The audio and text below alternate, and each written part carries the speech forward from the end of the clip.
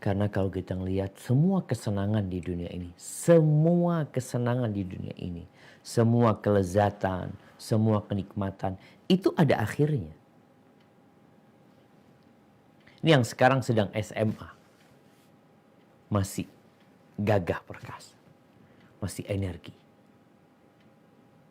Kira-kira bagaimana kondisi mereka setelah 30 tahun? Lihat bapaknya.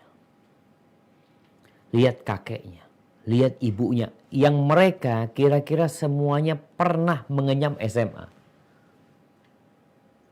Ternyata masa muda itu akan berakhir. Iya. Yang dahulu tubuhnya slim, dengan berjalannya waktu berubah. Kenapa? Ya itulah dunia. Semua kelezatannya, semua kelezatan yang dirasakan di dunia bercampur dengan keketiran, dengan kepahitan. Coba rasakan. Tatkala kita makan di sebuah restoran, berbagai macam makanan, kita nggak mampu menghabiskan semuanya. Kita kelebihan makan aja kolesterol, asam urat. Yang ini nggak boleh, yang itu. Padahal lezat-lezat semuanya. Apa penyebabnya? Agar manusia sadar bahwa engkau hidup di dunia ini nggak lama. Dan terbukti orang-orang yang kaya mati. Pejabat-pejabat negara mati. Oh, masih ada yang hidup, Ustaz. Bentar lagi mati. Yakin. Nah, yang sekarang sedang menjadi bupati, yang sedang menjadi gubernur, yang sedang menjadi presiden, bentar lagi mati semuanya. Semua akan meninggalkan dunia ini. Makanya ada istilah meninggal dunia. Kalau mungkin kita mendengar fulan, kadangkala di grup WA disebarin, innalillahi wa inna ilaihi raji'un, telah meninggal dunia fulan bin fulan, bapaknya fulan, kakaknya fulan, anaknya fulan, kakeknya fulan, disebutkan tuh supaya orang kenal. Suatu saat nanti yang ada di situ nama kita. Dikatakan innalillahi wa inna ilaihi raji'un, telah meninggal dunia. Dunia ditinggal. Seorang yang bernama Syafiq bin Riza bin Hasan Basalama akan dimakamkan jam sekian. Maka jangan tertipu dengan kehidupan dunia. Allah Azza wa Jalla berfirman di surat Fatir ayat 5. Coba dibuka Qur'annya. Apa kata Allah? A'udzu billahi minasy syaithanir rajim. Bismillahirrahmanirrahim. Ya ayyuhan nasu inna wa'dallahi haqq. Fala tagurrannakumul hayatud dunya. Wala yagurrannakum billahil ghurur. Wahai manusia, sungguh janji Allah itu benar. Maka janganlah kehidupan dunia memperdayakan kamu. Dan janganlah setan yang pandai menipu memperdayakan kamu tentang Allah. Barakallahu fikum. Allah memanggil manusia. Yang muslim dan yang kafir. Yang perempuan dan yang laki-laki. Allah mengatakan, ya ayuhan nas. Janji Allah itu benar. Janji apa? Semua janji Allah. Allah akan membangkitkan manusia setelah kematian mereka. Allah menciptakan surga dan neraka. Akan ada hisab. Akan ada timbangan. Akan ada pembagian rapot. Akan ada sirat yang berada di atas neraka jahanam. Semua itu benar. Kalian jangan tertipu dengan kehidupan dunia ini. Allah tuh sudah membuat kita cinta terhadap keindahan. Harta, anak, jabatan, kerjaan, mobil, motor, Masya Allah. Makanya kalau kita ngeliat orang naik moge, hati itu ya Allah bagus banget. Ada di hati kita. Lewat satu rumah yang gede bak istana. Ya Allah, kepingin kayak gini. Ada di diri kita. Tapi Allah mengingatkan kita, jangan tertipu. Kalau kita melihat sponsor-sponsor, iklan-iklan yang ada, itu selalu membuat manusia tertarik. Makanya kalau antum di pinggir jalan, ada iklannya motor, ada iklannya mobil, ada kulkas, ada rumah, ada tanah, ada sabun, ada segala macam tentang urusan dunia. Kadang kala kita jadi beli itu. Itu kehidupan dunia. Maka Allah katakan jangan sampai tertipu kalian dengan kehidupan dunia ini, dan jangan mau ditipu sama setan. Kenapa? Setan ini kerja dia itu membuat yang buruk jadi indah, yang indah jadi buruk. Bagaimana setan berhasil menipu Nabi Adam alaihissalam? Dengan kata-kata. Kalau sekarang dengan media, dengan iklan. Apa sih iklannya yang dibuat oleh iblis ini? Agar Nabi Adam itu makan buah terlarang. Iklannya dua. Hal adulluka ala syajaratil khuld wa mulkin la yabla.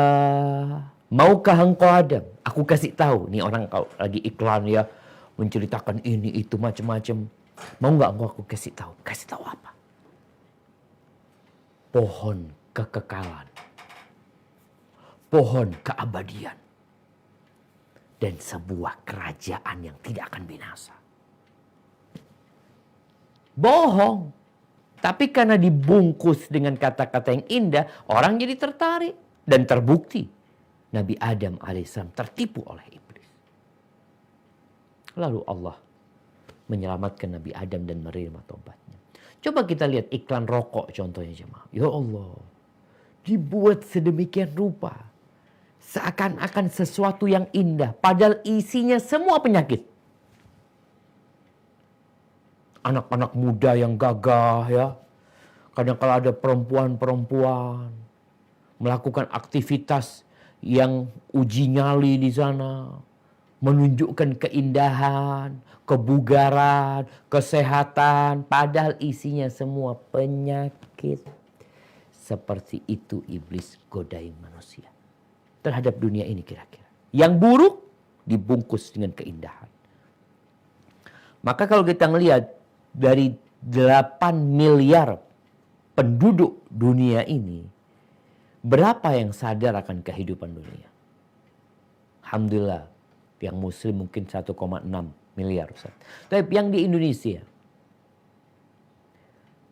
ada 270 juta lebih penduduk Indonesia. Berapa persen yang sadar akan kehidupan dunia? Lebih banyak yang sadar atau lebih banyak yang tertipu dengan kehidupan dunia? Buktinya, kalau urusan kerja cari dunia, Masya Allah, semangat sekali tuh orang-orang.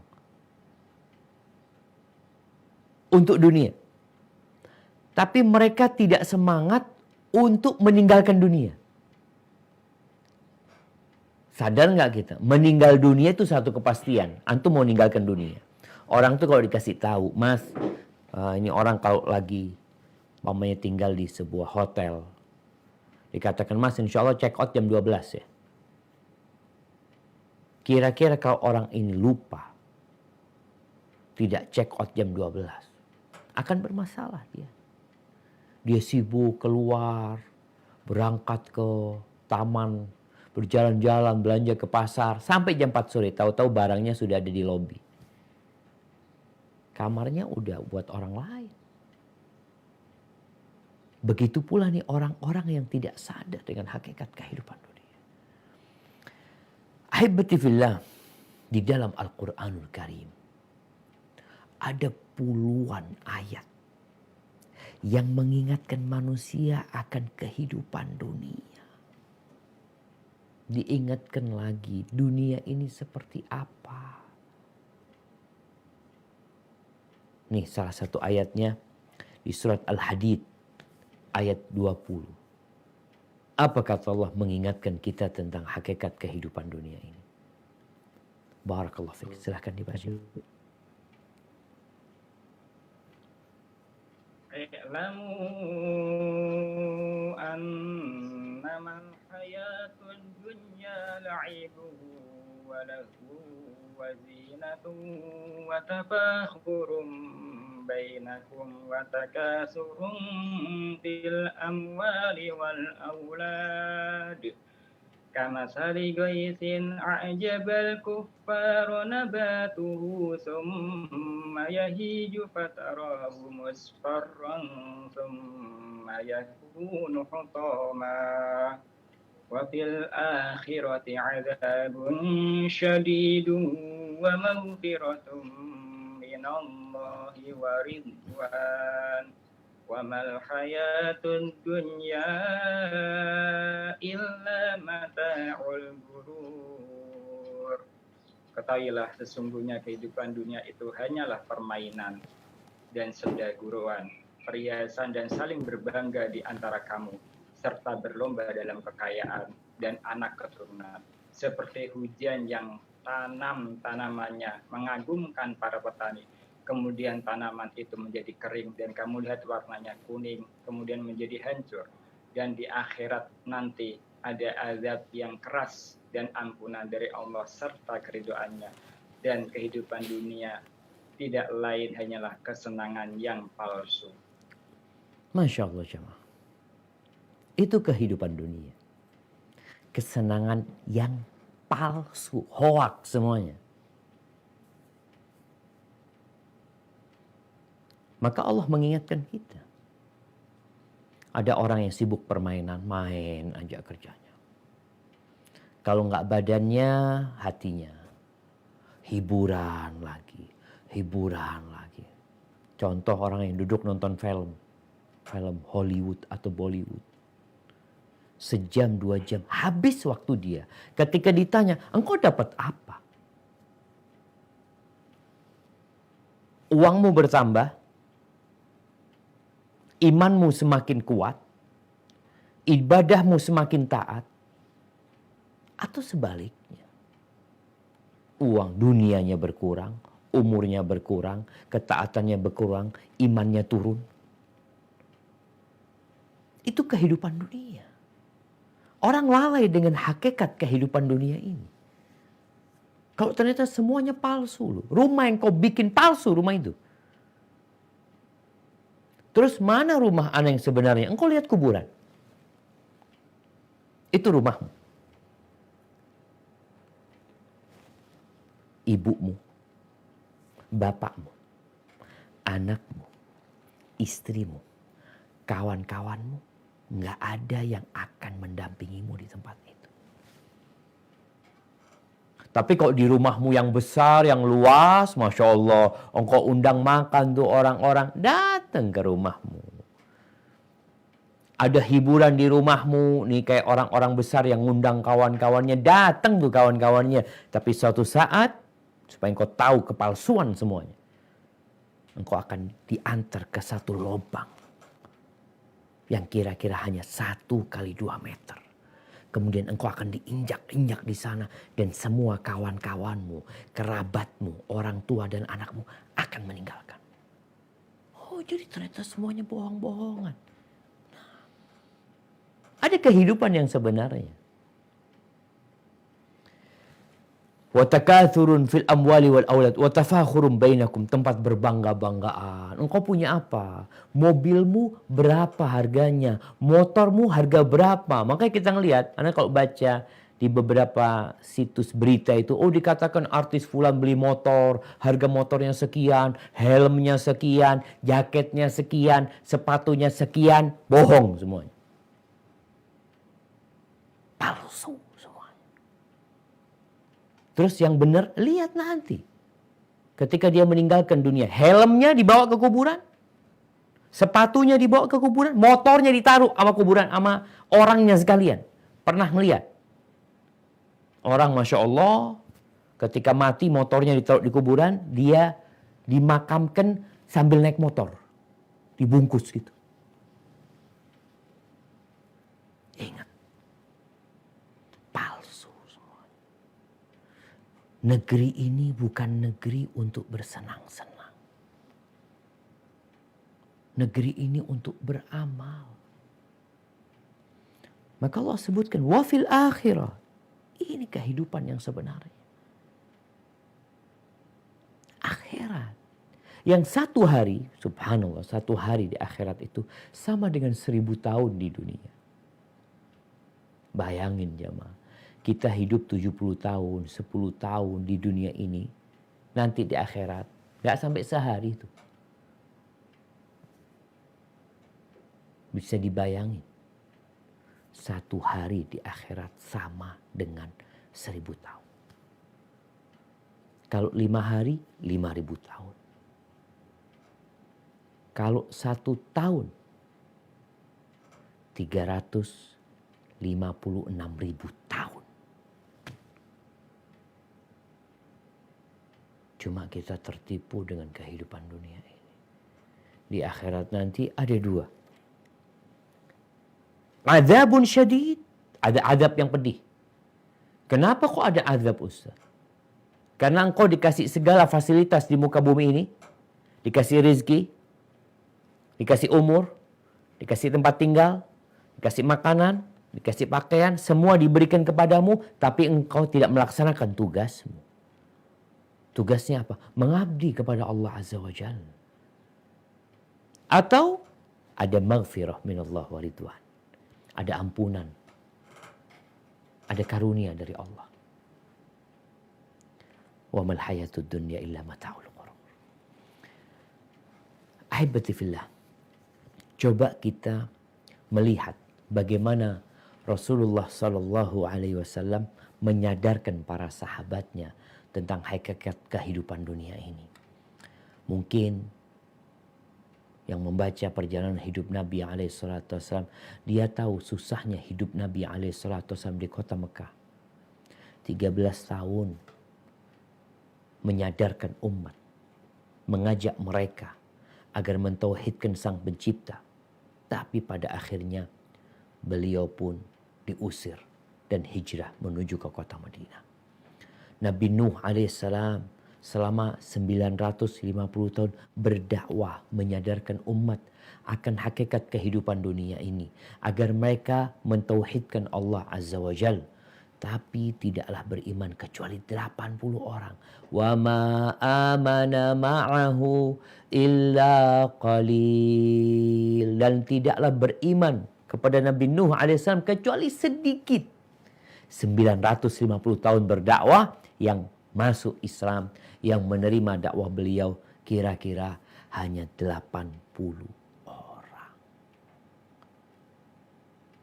Banyak yang lalai, jamaah. Banyak yang tertipu.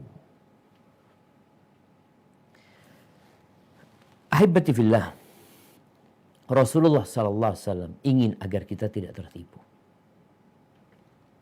Jangan sampai kita itu sibuk mengumpulkan cangkangnya kerang mutiara.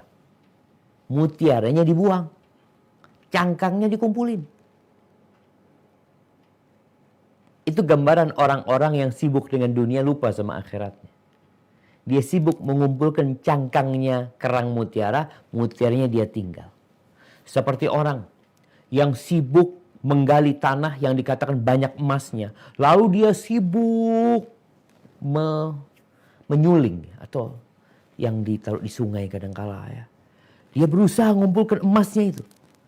Tapi setelah dapat banyak, ditinggal sama dia. Apa kata orang-orang? Kemana akalnya orang ini? Begitu pula ketika orang ini sudah kaya raya.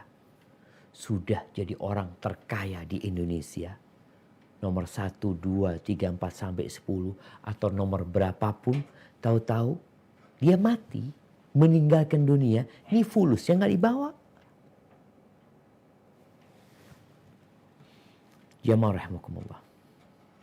Maka ketahuilah, kehidupan yang sebenarnya adalah kehidupan akhirat. Allah mengatakan bal tu'thirunal hayatad dunya. Ini ayat yang suka dibaca oleh imam salat Jumat di surat Al-A'la. Tiap Jumat yang orang-orang biasanya datang Jumatan itu telat-telat datangnya. Kenapa? Karena dunia. Karena buat dia sholat Jumat ya sekedar seremonial aja. Nggak enak kalau nggak sholat ini itu. Setiap Jumat dianjurkan imam itu membaca Al-A'la. Menceritakan hakikat kehidupan dunia ini. Lalu di akhir surat Allah mengatakan bal tu'thirunal hayatad dunya wal akhiratu khairun wa abqa. Akan tetapi kalian lebih mengutamakan kehidupan dunia. Itu yang lebih diutamakan oleh manusia. Makanya tadi orang tuh kerja, berangkat sebelum subuh atau habis subuh pulang sore, dia kerjain. Tapi untuk akhiratnya, sekedar sholat 5 waktu, 10 menit kali 5, ya anggap 50 menit, anggap 1 jam. Dia kerja 8 jam. 8 jam itu ngantornya atau 7 jam ngantornya, belum berangkatnya, belum pulangnya. Itu begitu semangatnya dia. Nih anak-anak yang SMA, yang sedang belajar. Apa yang dia kejar? Kuliah 4 tahun, apa yang dikejar? Tambah lagi S2, apa yang dikejar? Akhirat apa dunia? Kebanyakan mengejar dunia. Akhirat, ya nantilah.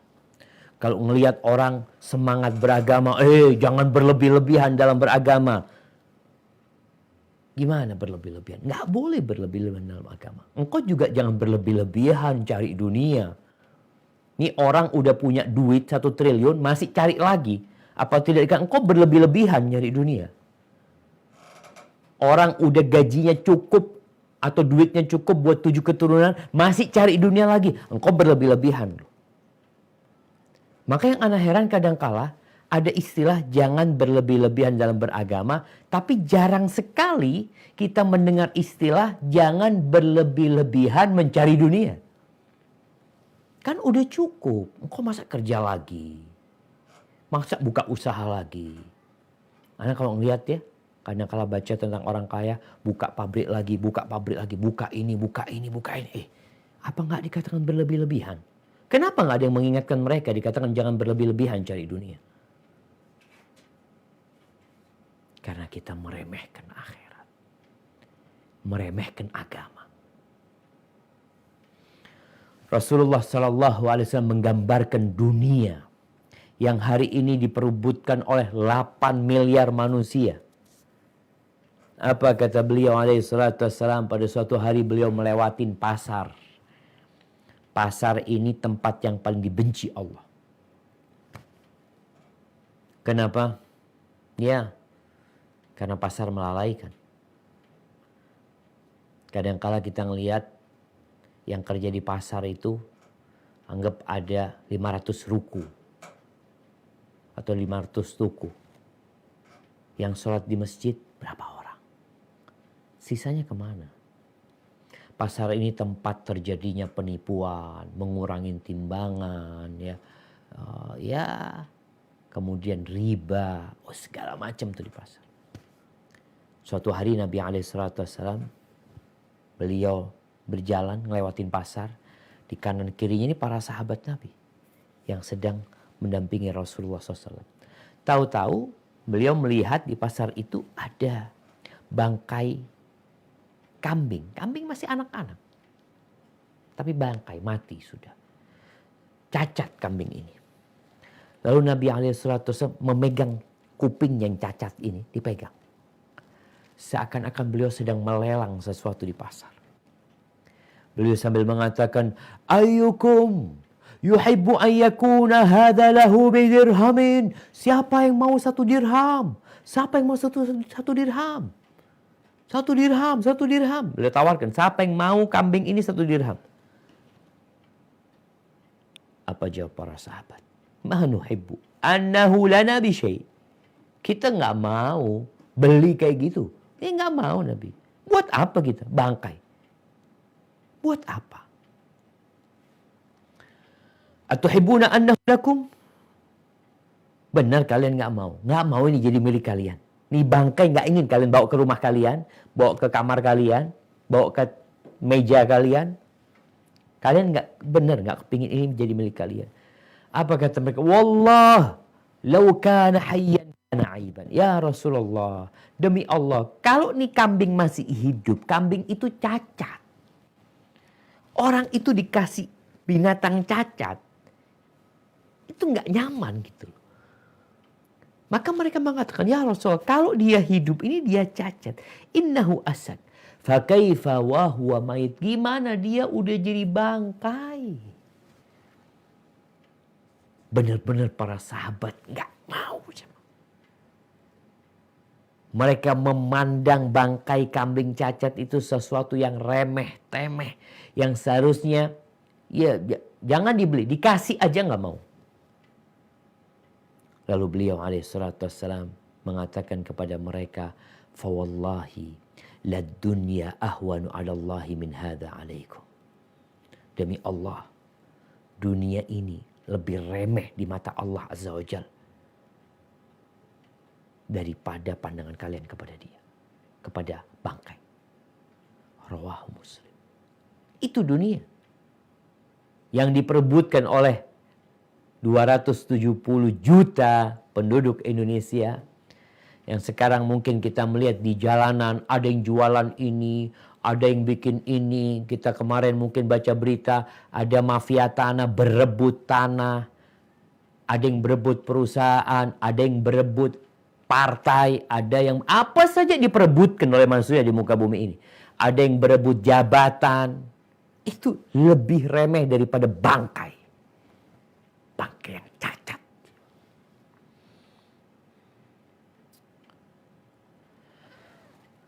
Ahibati fillah.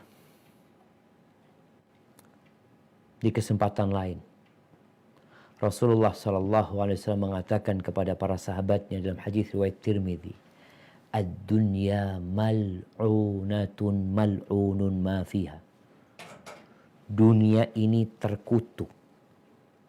Dunia ini terlaknat. Dan terlaknat yang ada di dalamnya. Dunia ini tempat terlaknat. Kita tahu iblis itu terlaknat. Iblis itu dilaknat, dikeluarkan dari surga, diturunkan ke tempat ini. Dan tempat ini terlaknat. Yang di dalamnya terlaknat semuanya. Illa ada yang dikecualikan. Di tempat terlaknat ini ada yang tidak terlaknat. Apa? Semua yang mengantarkan ke surga. Illa dzikrallah wa ma wala. Semua yang berkaitan dengan mengingat Allah. Hari ini kita belajar, alhamdulillah, mengingat Allah Azza wa Jalla. Hari ini kita tidak terlaknat. Saat ini kita tidak terlaknat. Wa ma wala, dan semua ketaatan kepada Allah Azza wa Jalla. Semua yang ikut ketaatan kepada Allah itu tidak terlaknat. Jadi kalau engkau sedang melakukan perkara-perkara yang mendekatkan dirimu kepada Allah, engkau nggak terlaknat. Engkau sedang berzikir, engkau sedang sholat, engkau bekerja untuk memberikan nafkah kepada orang tua, memberikan nafkah kepada anak-anak, engkau tidak terlaknat. Wa aliman wa muta'alliman. Kemudian yang tidak terlaknat orang yang alim. Orang yang alim, iya. Berarti ilmuwan tidak terlaknat, tergantung ilmunya. Au muta'alliman, atau yang sedang belajar. Orang belajar berarti anak-anak SMA ini nggak terlaknat, Ustaz. Anak-anak kuliahan nggak terlaknat. Karena kan belajar, tergantung kau belajar apa. Kalau yang kau pelajari dunia untuk mencari dunia lagi, ya udah, laknat plus laknat lagi. Terkutuk lagi tatkala engkau belajar hanya untuk cari sesuatu yang terlaknat. Tapi kalau engkau belajar untuk mencari dunia demi sesuatu yang kekal dan abadi, baru engkau tidak terlaknat. Rasulullah Sallallahu Alaihi Wasallam, beliau pernah mengatakan dalam hadis yang diriwayatkan oleh Al-Baihaqi, Inna Allah yubghidu kulla ja'dhariyin jawab sakhabin bil aswaq jifatin bil lail himarin bin nahar alimin bi amri dunya jahilin bi amri akhirah. Yang artinya sesungguhnya Allah Jalla Jalaluh membenci semua orang yang ngomongnya keras, kasar, sombong. Orang ini rakus dan pelit. Rakus mencari dunia, pelit gak mau sodako, gak mau berbagi. Yang suka bersuara gaduh di pasar. Untuk mencari hak dia, untuk mencari harta, jangan ditanya. Kata Nabi SAW, jifatin billahi. Ini orang, coba kita lihat. Mudah-mudahan kita gak masuk nih. Gak masuk yang dibenci sama Nabi SAW. Jifatin billahi. Kalau malam hari seperti bangkai. Seperti bangkai dia. Gak sholat malam. Gak ada zikir, gak ada baca Quran. Bangkai. Sepanjang hari dia bekerja, malam tidur. Jifatin billail himarin binar. Siang hari seperti keledai. Keledai ngapain di siang hari? Ya kerja. Pagi keluar rumah, berangkat ke tempat kerjanya, sore pulang, malam tidur, pagi kayak gitu. Malamnya bangkai, siang harinya seperti keledai, bekerja. Alimin bi amrid dunia, alim, ilmuwan dalam urusan dunia. Ilmuwan dalam urusan dunia. Jahilin bi amril akhirah. Bodoh tentang urusan akhirat. Oleh karena itu, kalau kita melihat ya, usaha yang dilakukan oleh pemerintah kita untuk menggabungkan, untuk menyeimbangkan, menstabilkan antara ambisi dunia dan akhirat, itu seharusnya ya diwujudkan. Kan katanya kalau bisa tuh yang namanya warga Indonesia, dia secara iptek, ilmu dan teknologi dapat, kemudian imtaknya dapat, iman dan takwa. Tapi kalau ternyata hanya dapat ilmu pengetahuan doang, akhirnya jadi bangkai di malam hari, keledai di siang hari. Kerja terus. Itu keledai. Kalau kita lihat bagaimana dia bekerja di pagi hari. Malam tidur dia. Pagi hari dia kerja, suruh ngangkut ini, suruh semangat kerjanya. Tapi di malam hari seperti bangkai. Lupa sama akhir. Ilmuwan, alimin, bi amrid dunia. Ngerti, faham, belajar SMA 3 tahun, kuliah 4 tahun, tambah lagi S2, tambah lagi S3. Alimin bi amrid dunia. Dunia aja yang dia cari. Dunia yang bangkai itu, dunia yang terlaknat, itu yang dicari sama dia. Akhirat sama sekali. Mau kita seperti keledai di siang hari. Keledai ini, ya Nabi menggambarkan dengan keledai, karena keledai ini binatang yang hard work. Dia pekerja keras. Nggak kenal capek. Itu keledai. Jadi ada manusia yang dedikasinya tinggi sekali. Semangatnya besar. Giat, sungguh-tungguh. Tapi urusan dunia. Apa bedanya sama keledai? Kalau ternyata dia nggak pernah mikirkan akhiratnya. Dan nggak pernah belajar. Ahibati fillah. Rasulullah SAW menggambarkan dunia ini yang entah berapa sih nilai dunia ini. Kalau bicara dikumpulkan orang-orang kaya itu kekayaannya sudah mungkin puluhan ribu triliun ya. Belum lagi kekayaan yang ada di dalam bumi. Belum lagi kekayaan yang ada di hutan. Belum ada kekayaan yang ada di lautan. Banyak sekali kekayaan di muka bumi ini. Kata Nabi alaihi salatu wassalam menggambarkan tentang dunia yang memperdaya banyak manusia.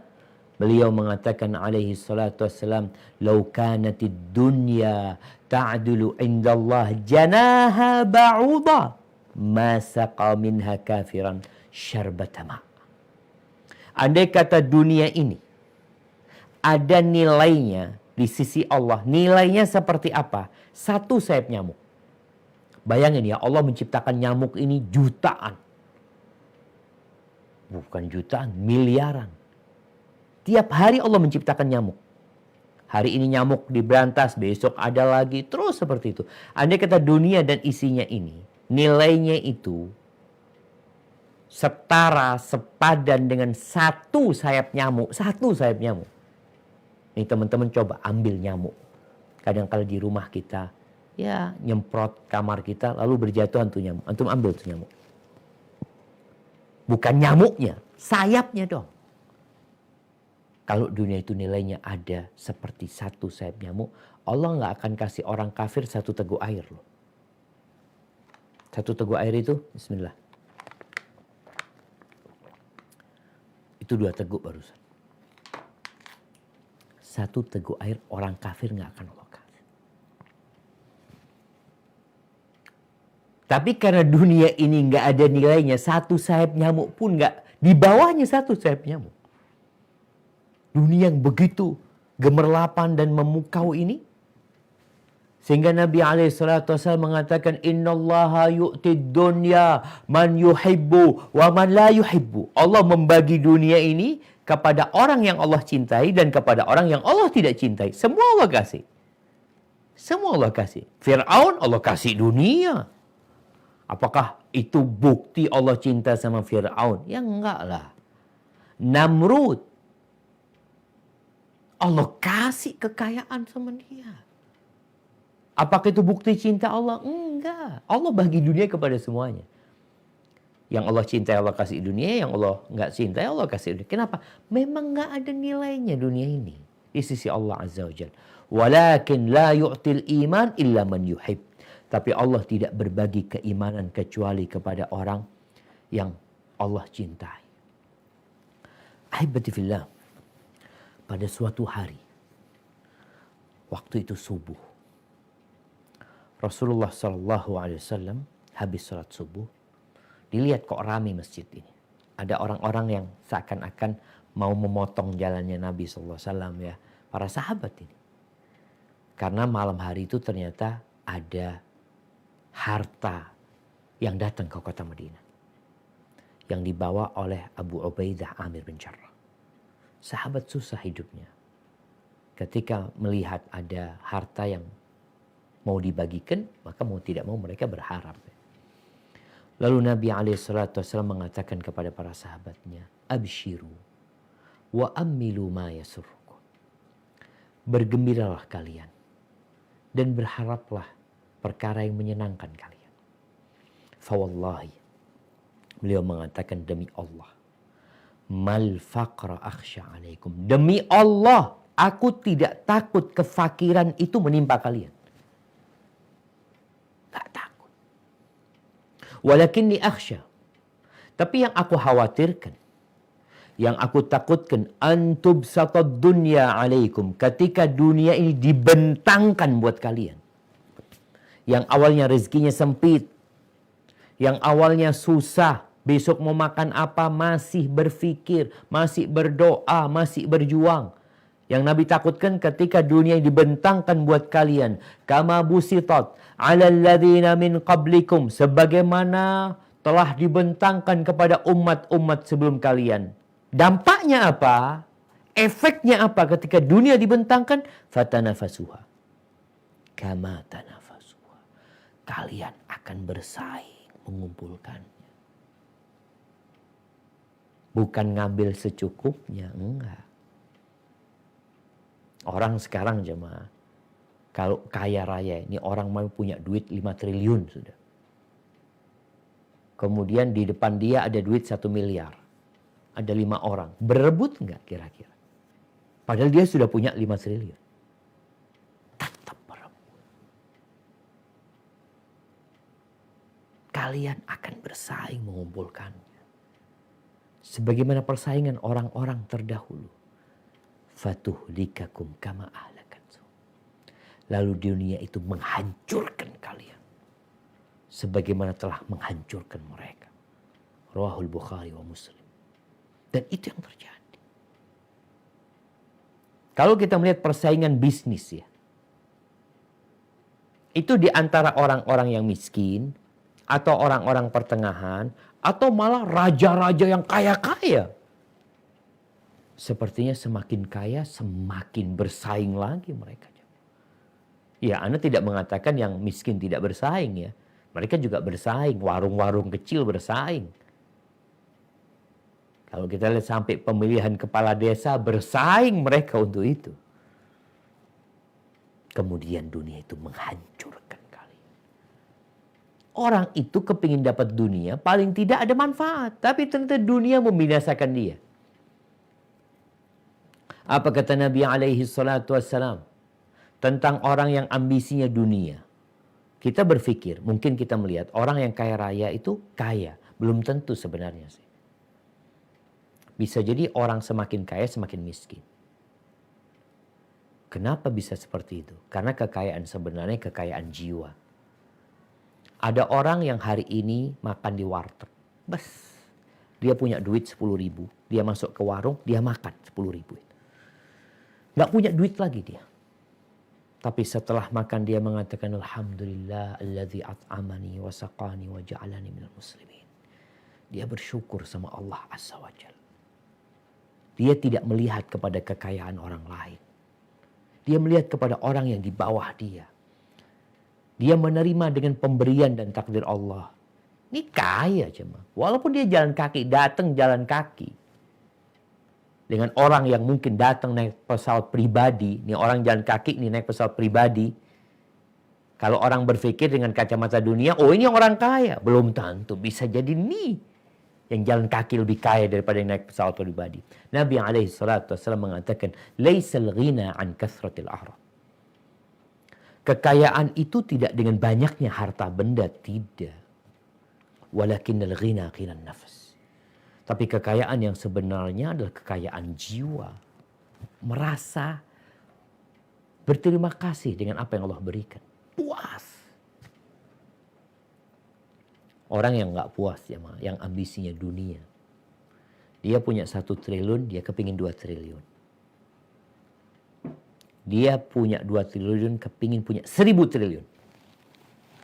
Apakah orang yang kekayaannya sampai 1.000 triliun, dia berhenti bekerja? Cari dunia. Dia mengatakan alhamdulillah cukup. Ana sudah punya 1.000 triliun. Kalau umur Ana 1.000 tahun, berarti Ana tiap tahun butuh 1 T. Udah cukup. Nggak ada. Dia akan kepingin 2.000 triliun. Dan itu manusia. Tidak akan ada yang membuat dia puas kecuali tanah tadi. Meninggal dunia, selesai urusannya. Tapi seorang muslim yang berpikir untuk akhiratnya, silakan kau cari dunia. Tapi untuk akhiratmu. Sama kerjaannya. Fulan bekerja. Tapi bedanya apa? Ambisinya beda. Fulan punya uang 1 triliun, Fulan 1 triliun uangnya. Secara kasat mata sama. Termasuk orang kaya. Tapi yang satu ambisi dunia, yang satu ambisi akhirat. Di situ perbedaannya. Kata Nabi alaihi salatu wassalam, man kanatid dunya hammahu. Barang siapa yang dunia menjadi ambisinya, ja'alallahu faqrahu baina ainaih. Allah akan jadikan kefakiran itu menetap di antara kedua matanya. Kefakiran. Orang yang ambisinya dunia. Walaupun dia miskin, atau dia sedang, atau dia kaya. Pokok ambisinya dunia, maka kefakiran itu akan melekat di antara kedua matanya. Seperti orang pakai kacamata, nempel di sini. Dia ngelihat ke sana, yang ada kefakiran. Khawatir. Lihat ke sana, takut. Takut apa? Itulah orang yang ambisinya dunia. Wa syattata alaihi syamlah. Urusannya dicerai-beraikan.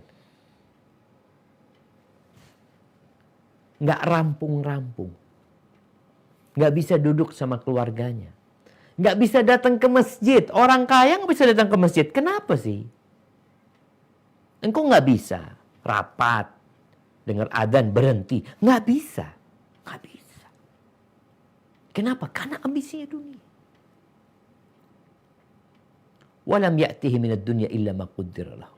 Dan dunia itu tidak akan datang kepada dia kecuali yang sudah ditakdirkan. Artinya dia kalau memang rezekinya 1M, ya 1M akan datang sama dia. Tapi dengan tersiksa. Dengan tersiksa. Tersiksa di dirinya, tersiksa di jiwanya, malam nggak bisa tidur, pagi nggak bisa tidur, makan nggak enak, nggak bisa kumpul keluarga. Dapat tuh duit. Dia berharap 1M, dapat, tapi dengan tersiksa. Wa man kanatil akhiratu hamma. Tapi barang siapa yang akhirat ambisinya. Kita tahu sahabat kaya-kaya jemaah. Jangan ditanya kekayaan para sahabat. Sekali sodakoh, subhanallah. Ada yang sekali sodakoh mereka 80.000 dirham. 80.000 dirham. Kira-kira 80 miliar. Hari itu sodakoh 80 miliar. Jadi kalau kita melihat, oh fulan 1M sodakohnya, fulan 2M sodakohnya. Ini sahabat sehari. 80.000 miliar kira-kira. Ada yang 400.000 dirham.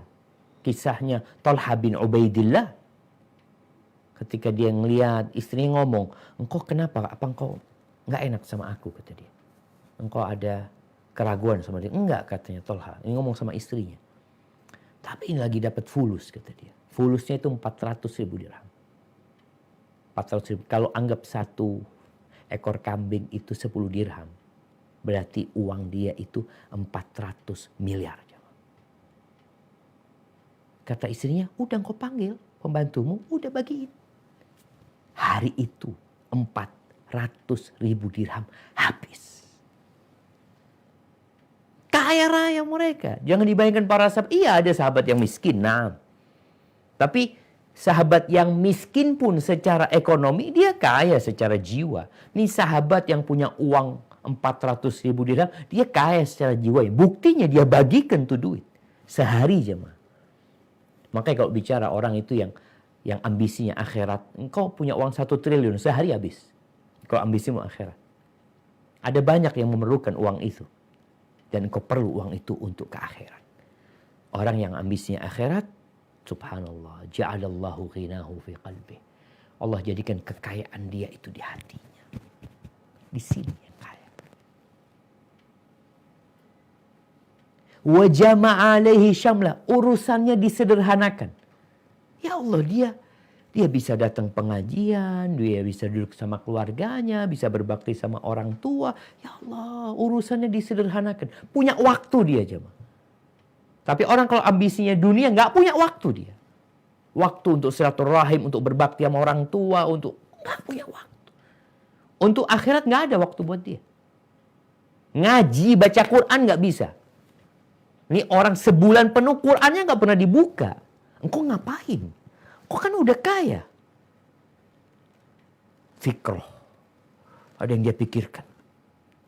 Itulah hukuman buat orang yang ambisinya akhirat. Wa atathu dunya wa hiya raqimah. Orang yang ambisinya akhirat, dunia datang diseret dalam kondisi hina. Karena dia tahu dunia ini ya hanya jembatan menuju akhirat. Ahibati fillah. Rasulullah sallallahu alaihi wasallam mengatakan ad-dunya sijnul mu'min wa jannatul kafir. Dunia ini penjara buat orang yang beriman dan surga buat orang kafir. Penjara. Jadi namanya orang di penjara itu, kita mungkin sering dengar, Ustadz, kok kalau Anda belajar agama sedikit-sedikit haram, ini haram, itu nggak boleh, itu riba, ini goror. Kok kayak gitu Ustadz? Nah, dunia ini penjara buat orang yang beriman. Banyak aturan, iya. Kenapa? Karena bukan tempat bersenang-senang di sini. Di sini tempat untuk beramal. Maka Nabi menggambarkan penjara. Ya gimana orang penjara? Semua ada aturannya. Orang kalau di penjara itu ada jam keluarnya, ada jam besuk, ada pagi harus keluar, harus bersih-bersih, nanti harus masuk lagi ke dalam teralis besi. Seperti itu penjara. Dan kita di dunia sebagai seorang mukmin sadar. Maka ya seorang mukmin yang meninggal dunia itu dia keluar dari penjara. Kuburannya yang mungkin secara kasat mata kita lihat, ya Allah kuburannya cuma 1x2. Tapi kalau dia beriman kepada Allah dan hari akhir dan dia bertakwa, kata Nabi SAW, kuburannya itu yumaddulahu maddal basar. Kuburannya itu diluaskan sepanjang dia memandang. Kalau ana di kamar ini, di studio ini, ana hanya bisa ngeliat tembok ini, tembok sana, ya mungkin cuma 3x5 meter. Hanya itu yang bisa dilihat.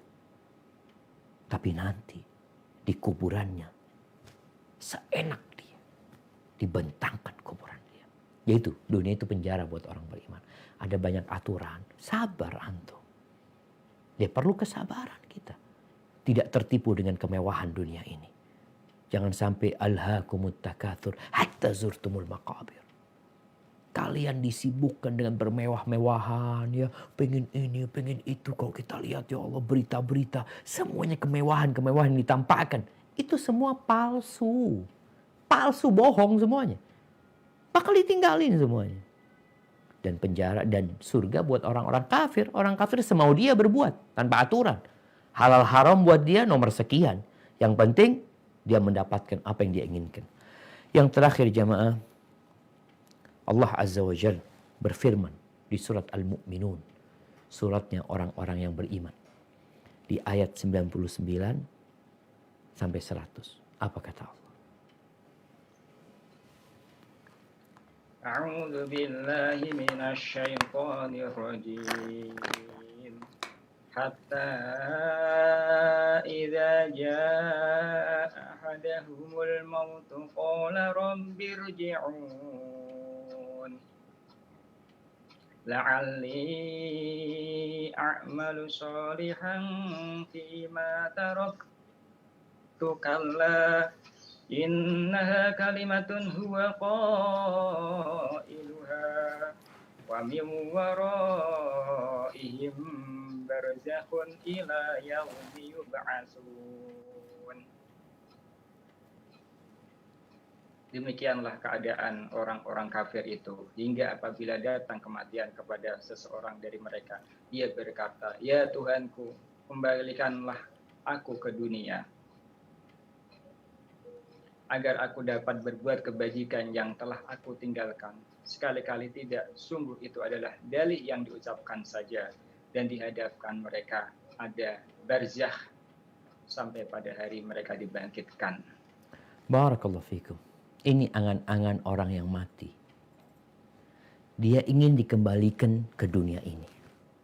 Bukan untuk menyelesaikan perkuliahannya. Bukan untuk menyelesaikan spesialisnya. Bukan untuk menyelesaikan bangunan rumahnya. Tapi dia ingin beramal soleh. Tapi selesai. Ingat, waktu kita terbatas. Dan kematian datang tanpa pernah memberitahukan kepada kita kapan dia datang. Maka persiapkan, bawa bekal sebanyak-banyaknya dari dunia ini, bawa ke akhirat, bawa kepada kehidupan yang sebenarnya, dan ingat kita diciptakan hanya untuk beribadah kepada Allah. Hadza wallahu a'lam bishawab. Itu yang bisa Ana sampaikan pada kesempatan kali ini. Kurang lebihnya mohon maaf. Mungkin kita masuk ke sesi tanya jawab. Barakallahu fikum. Naam, tafadhal. Ya Ustaz, syukran jazakallahu khairan katsiran. Alhamdulillah kita sudah dengarkan. Mari kita lanjutkan ke sesi berikutnya. Yang mau bertanya langsung, kesempatan pertama bisa langsung disampaikan oleh pertanyaan yang akan dibacakan atas nama Saudari Ukhti Fakir yang akan bertanya langsung. Silakan Saudari Ukhti Fakir bisa menyampaikan langsung. Tafadholi.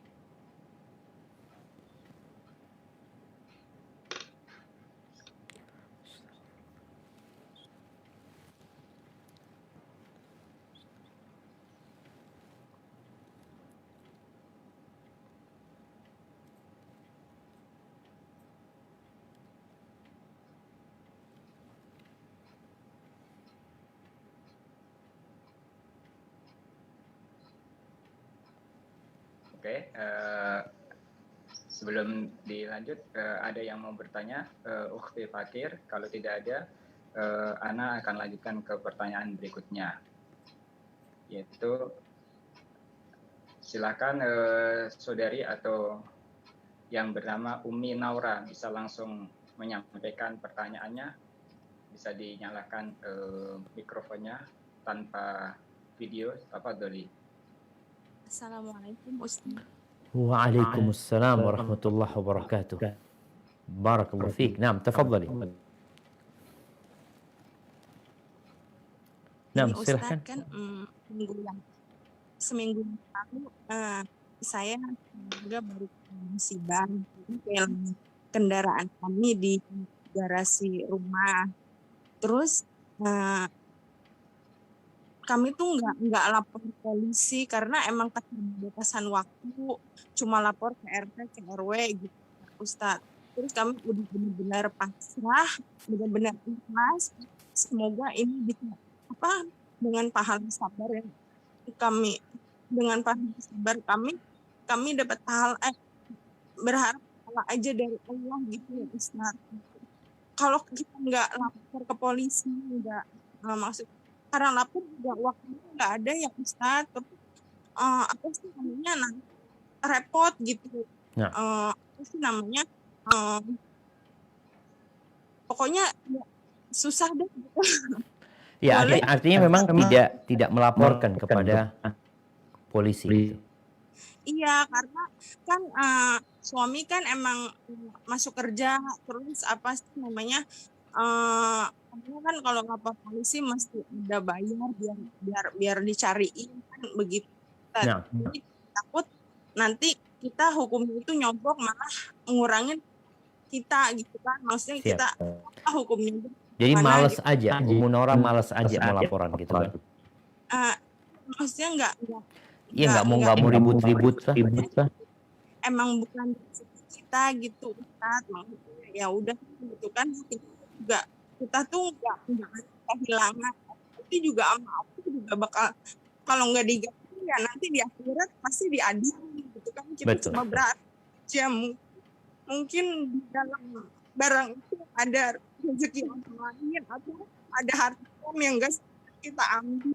Saya cuma berharap Allah kasih pahala aja dari kesabaran kami gitu Ustaz.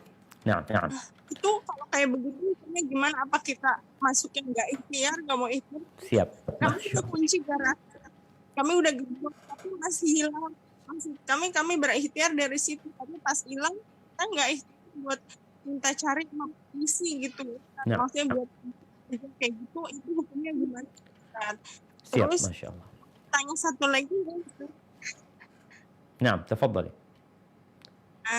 Terus ya karena kami yang biasa yang ikhlas nolak, ada tetangga yang ngomong tuh kok sih hilang gini emang sengaja kayak terus ada salah katanya minta dibuka, kami yang minta buka segala macam, adalah kayak gitu.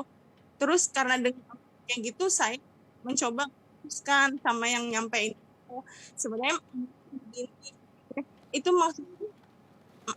maksudnya saya mengibahi orang itu juga, atau saya cuma mau meluruskan gitu Ustaz. Saya khawatir saya juga ikutan gibah, apa kalau itu masuk ikutan gibah gimana caranya saya minta sama Allah biar nggak mengurangi pahala ini ya Ustaz. Itu aja Ustaz. Barakallahu fikum. Nah, jamaah rahimakumullah. Likulli ajalin kitab. Semua itu sudah ada ketentuannya. Kita diciptakan di muka bumi ini bukan untuk kehilangan motor, mobil, rumah kita. Tapi kita diciptakan untuk kehilangan segala sesuatu. Dan apa yang terjadi adalah ujian yang Allah berikan kepada hamba. Yang ujian ini dapat mengangkat derajat, menghapuskan dosa. Asalkan kita bersabar menghadapinya. Maka nasihat ana kepada Ummu Nora yang pertama adalah untuk mengatakan inna lillahi wa inna ilaihi raji'un. sebagai bentuk pengakuan bahwa kita tuh milik Allah. Dan kepada Allah kita akan kembali.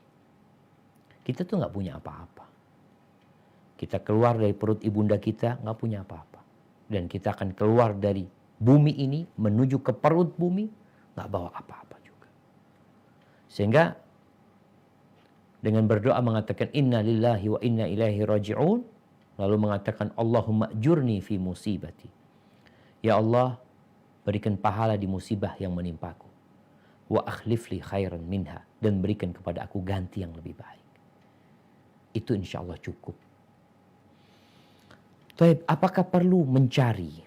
Boleh orang mencari. Kalau tadi dikatakan udah laporan RT, alhamdulillah sudah melaporkan kepada mereka. Perlu nggak laporan kepada polisi?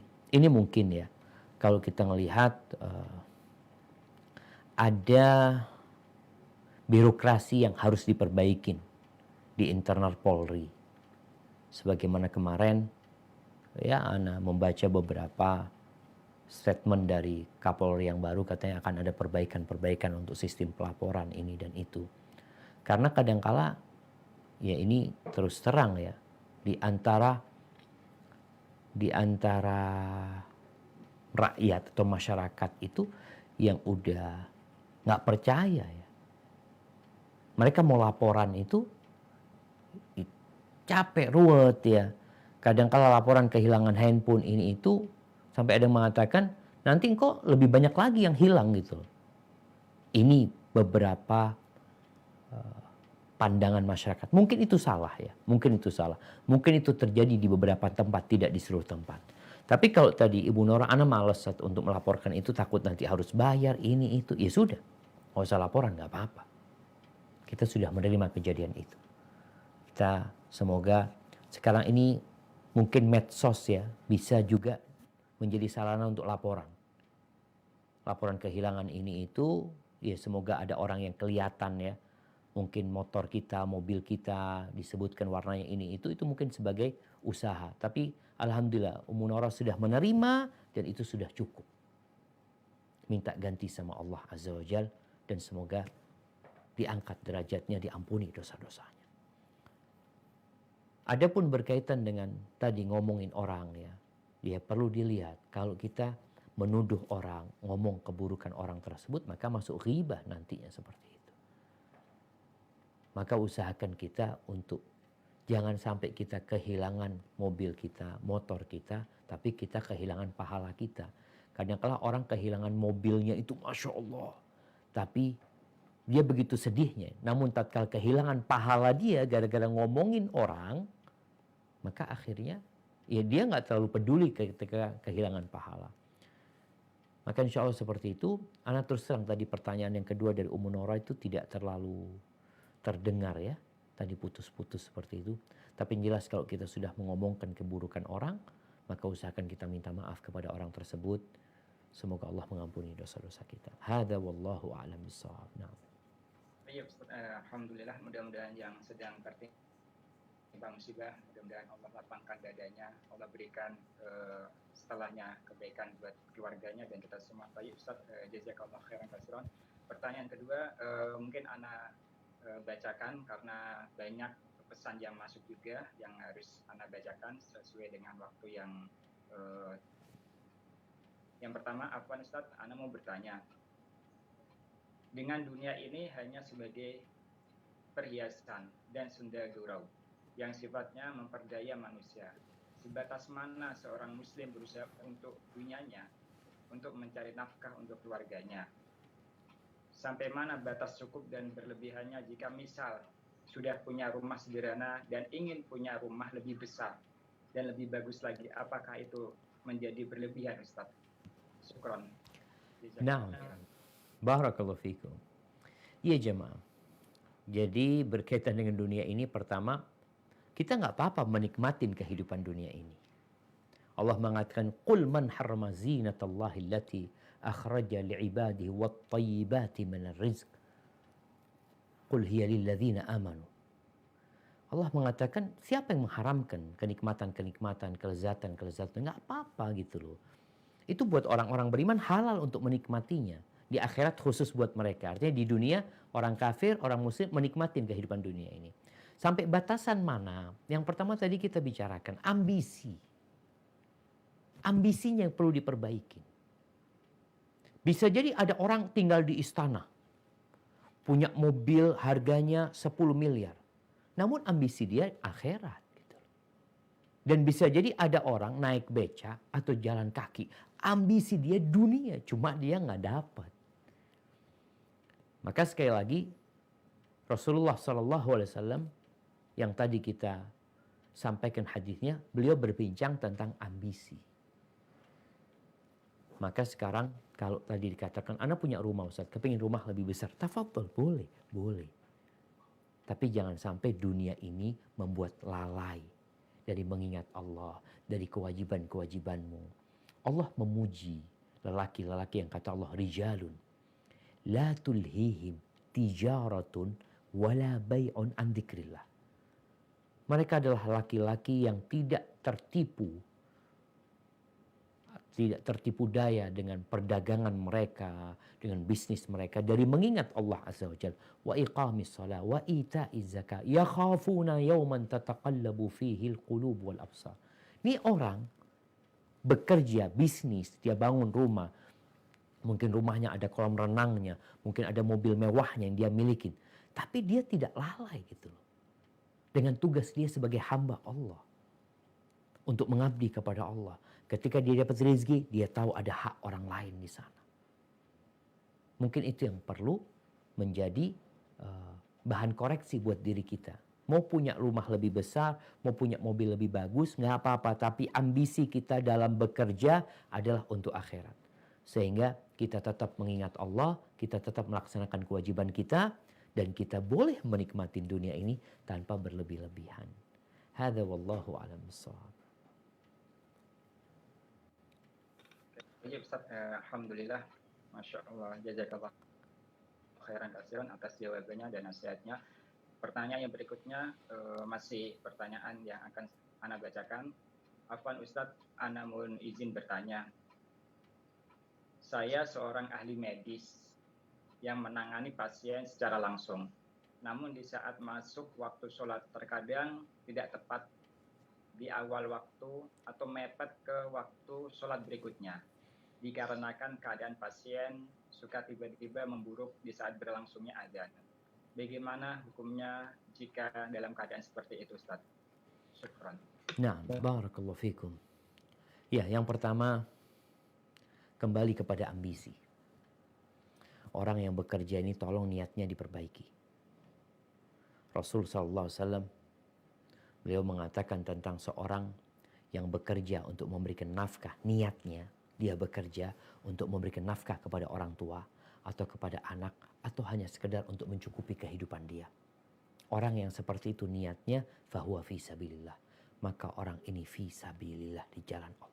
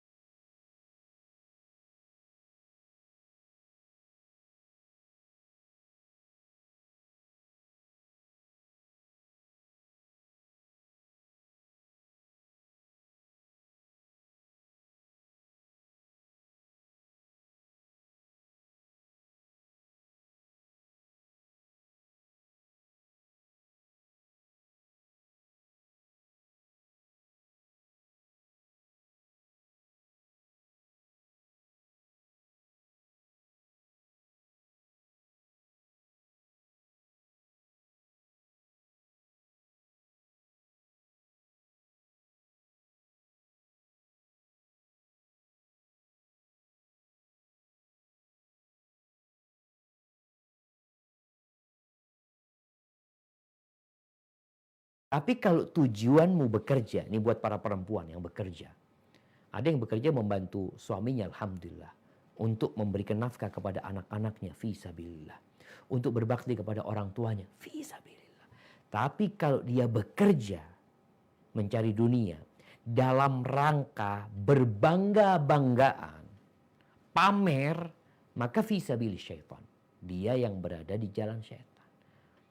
Jadi pekerjaannya sama jemaah, niatnya yang beda. Satu kantor, satu kursi, niatnya yang berbeda.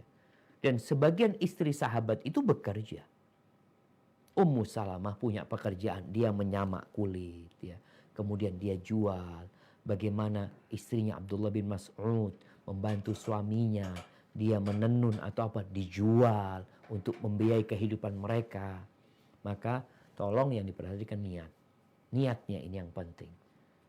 Ambisinya itu apa? Ana terus terang bersedih ketika melihat banyak ya tenaga kerja wanita Indonesia yang berangkat ke luar negeri. Berangkat ke Malaysia, berangkat mungkin ke negeri-negeri yang lainnya. Kadangkala mereka secara syariat melanggar gitu beberapa aturan. Secara niat apa? Ada yang niatnya panas sama tetangga. Tetangga punya motor baru. Tetangga punya mau rumahnya bagus. Dia berambisi untuk bekerja sekedar untuk beli motor. Sekedar untuk rumahnya supaya lebih bagus. Untuk bersaing sama tetangganya. Ini yang di jalan setan. Tapi kalau enggak, anak kepingin punya rumah yang luas. Soalnya anak-anak banyak. Ini, tafadhol. Silakan. Ya anak kepingin rumah yang pakai AC lah. Silakan. Tapi bukan untuk berbangga-banggaan dan bukan untuk pamer. Intinya di sana mungkin. Hadza wallahu a'lam bissawab. Nah. Oke, tadi Ustaz, alhamdulillah, syukran jazakallahu khairan katsiran, barakallahu fikum. Pertanyaan yang berikutnya, ini pertanyaan tentang orang tua terhadap anak dan anak memahamkan kepada orang tua. Yaitu, apa Ustaz, Ana mau bertanya, bagaimana menasihati mama Ana? Ana mau memberikan sebagian baju Ana yang sudah menumpuk di rumah. Ana takut dihisap. Hanya saja mama Ana selalu melarang. Sampai Ana dibilang kalau sampai baju-baju mama yang dibelikan, mama nggak ridho dunia akhirat. Ana udah coba memberikan akibatnya.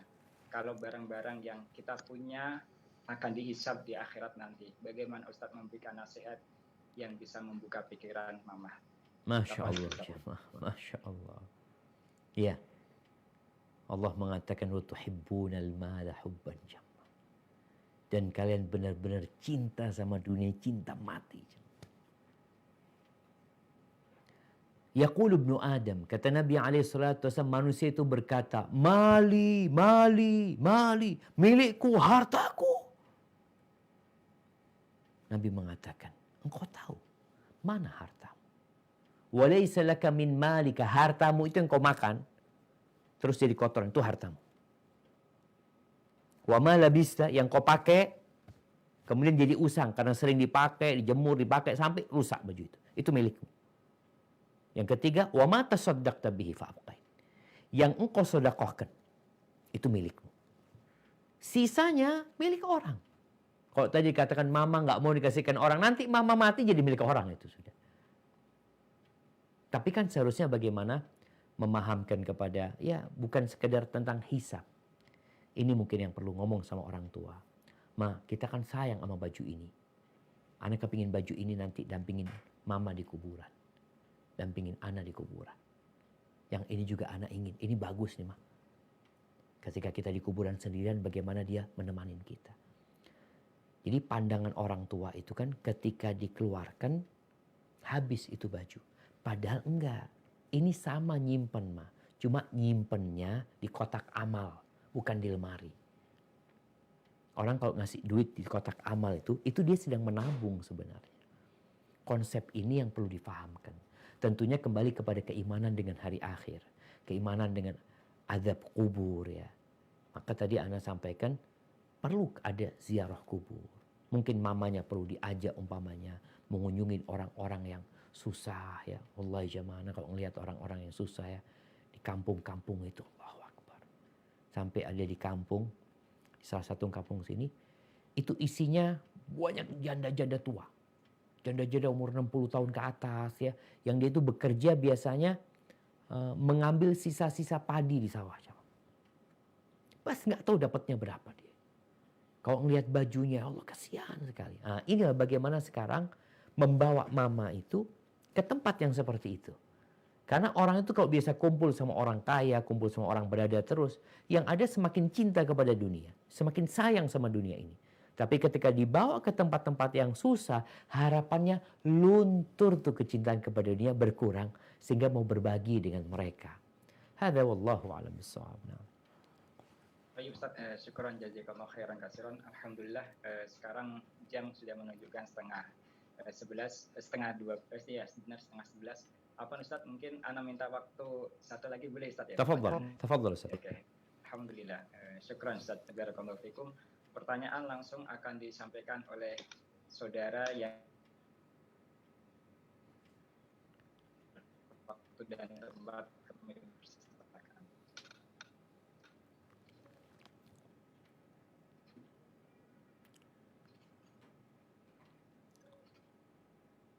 Naam, tafadhal. Ya, waktu untuk bertanya kami persilakan.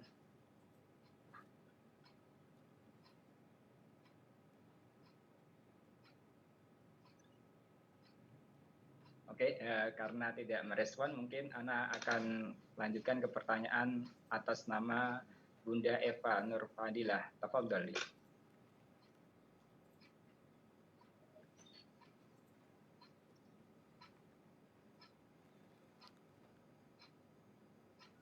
Oke, kalau tidak merespon, ya silakan tafadhol.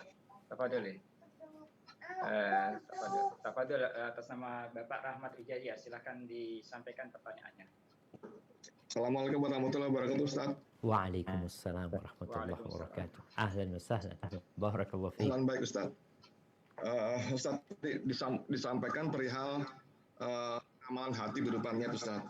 Kemudian apakah harus dibarengi dengan amalan lisan, Ustaz, supaya aktivitas kita sehari-hari itu bernilai ibadah. Tapi kadang-kadang karena kita sudah sesuatu yang rutin, kadang-kadang kita lupa, Ustaz, bahwa kita amalan hati kita lupa terkonek terus kepada Allah. Itu apakah saat kita lupa itu apakah masih bernilai ibadah, Ustaz, amalan aktivitas kita itu tersebut? Masya Allah. Itu aja, Ustaz. Terima kasih. Assalamualaikum warahmatullahi wabarakatuh. Masya Allah, barakallahu fiik. Iya jemaah. Innamal a'malu binniyat. Amalan itu kan tergantung niatnya. Tadi kita sudah sampaikan bagaimana supaya amalan dunia kita kerja mengais rezeki bernilai pahala. Maka semuanya dimulai dari niat kita.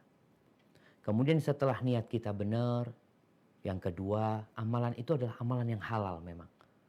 Amalan itu amalan yang halal yang memang boleh dilakukan. Kemudian yang ketiga, jangan sampai amalan itu membuat kita lalai dengan kewajiban kita. Jadi kalau bicara tadi, apakah harus berzikir kepada Allah, mengingat Allah SWT? Kalau itu ada perkara-perkara yang wajib, maka nggak boleh amalan kita membuat kita lupa. Tapi kalau itu sunnah, ya itu tambahan pahala sebenarnya. Jadi kalau dikatakan tadi, seorang yang bekerja ya, kemudian lisannya senantiasa berzikir, paling tidak ada zikir minimal yang kita lakukan. Itu zikir tatkala keluar rumah, kita udah baca zikir. Zikir ketika naik kendaraan. Zikir ketika kita keluar masuk toilet. Zikir ketika kita umpamanya jalannya lagi naik, jalannya lagi turun. Yang sebenarnya zikir lisan ini bermula dari hati. Hati yang mengingat Allah, maka lisannya akan senantiasa mengingat Allah Subhanahu wa taala. Oleh karena itu, tadi selesai sholat Jumat, Allah mengatakan wadhkurullaha katsiran. Kalian banyak mengingat Allah.